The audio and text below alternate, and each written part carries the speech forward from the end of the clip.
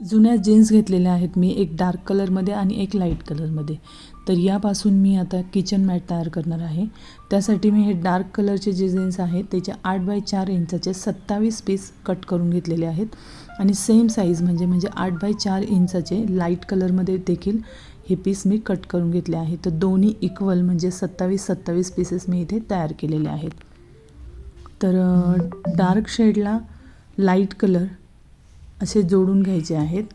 एक shade dark colour, एक shade light colour, हे दोन्ही एकमेकांना जोडल्यानंतर मी या पद्धतीने 3 लाईनमध्ये हे मांडून घेतलेलं आहे, जेणेकरून तुमच्या लक्षात येईल काय करायचं ते. तर हे लाईट आणि डार्क कलर एकमेकांना जोडल्यानंतर ठेवताना देखील एक लाईट आणि एक डार्क, आणि ऑपोजिट साईडला ठेवताना देखील एक डार्क आणि एक लाईट असे समोरासमोर आले पाहिजेत. तर या पद्धतीने ठेवलेले आहेत म्हणजे आपला चेक्सचं डिझाईन इथे तयार होईल. तर हे मी सगळं व्यवस्थित ठेवून घेते आहे आणि त्यानंतर स्टिच करून घेते आणि डायरेक्ट तुम्हाला दाखवते की हे कसं झालेलं आहे. तर या पद्धतीने मी हे सर्व पीसेस एकमेकांना शिवून घेतलेले आहेत आणि त्यानंतर व्यवस्थित प्रेस करून घेतलं आणि त्याच साईजचं ती पूर्ण जे आहेत शिवून घेतल्यानंतर जे साईज तयार होते तर त्या साईजचंच मी खाली जुन्या बेडशीट होतं माझ्याकडे तर ते कट करून घेतलेले आहे आणि स्पंज घेतलेला आहे. तर ते दोनही सेम साईजचं मी कट केलेत आणि ह्या पद्धतीने एकमेकांवर ठेवलेले आहेत. खाली बेडशीट ठेवलेले आहे, मध्ये स्पंज घातलेला आहे. बॅग वगैरे शिवतो ना आपण तर त्यासाठी जो स्पंज वापरतात ना तर तो इथे मी घेतलेला आहे. त्यावरती हे जीन्सचं तयार केलेलं कापड आपण ठेवून घेतलेलं आहे. तर आता हे शिवून घ्यायचं आहे आपल्याला.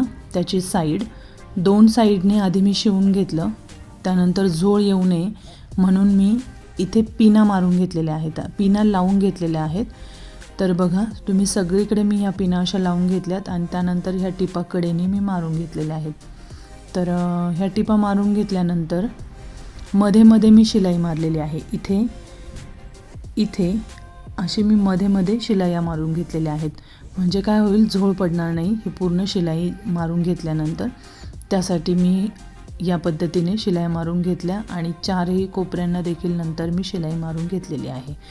तर आता काय करणार आहे, जे कडा आहेत आपल्या त्याला बॉर्डर तयार करणार आहे. तर माझ्याकडे जुनी जी एक साडी होती त्या साडीसाठीचं जे ब्लाऊजचा कपडा येतो ना तर तो होता, ज्याचा मी ब्लाऊज शिवलेला नव्हता. तर तो कपडा माझ्याकडे होता, याला ते छान वाटत होतं मला, म्हणून मी त्याच्या स्ट्रिप्स कट करून घेतल्या.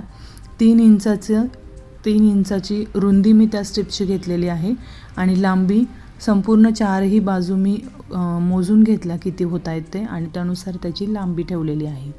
जिथे जॉईन करायचं तिथे मी त्या पट्ट्या जॉईन केलेल्या आहेत. आता हे मी शिवून घेते याला बॉर्डर. तर बघा आता जी 3 इंचाची पट्टी आपण कट केलेली आहे ना तिची सरळ बाजू वरती ठेवायची आणि आपली जी मॅट आपण शिवतोय ती सरळ बाजू, असे दोन्ही एकमेकांवरती सरळच ठेवायचं आहे. एक साईड मी इथे शिवून घेतली आहे आणि त्याला इथे मी शिलाई मारून घेते आहे.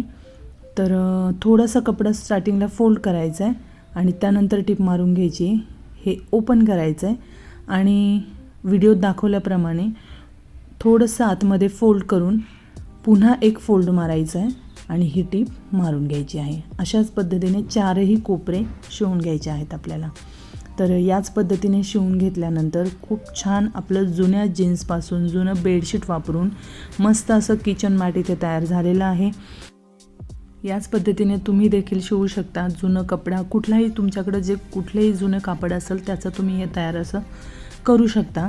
तर किचन मॅट बनवू शकता किंवा डोअर मॅट बनवू शकता तुम्ही. चला तर मग व्हिडिओ आवडला असेल तर लाईक करा, शेअर करा आणि चॅनलला सबस्क्राईब करा. पुन्हा भेटूयात अशाच नवीन व्हिडिओसाठी. तोपर्यंत नमस्कार.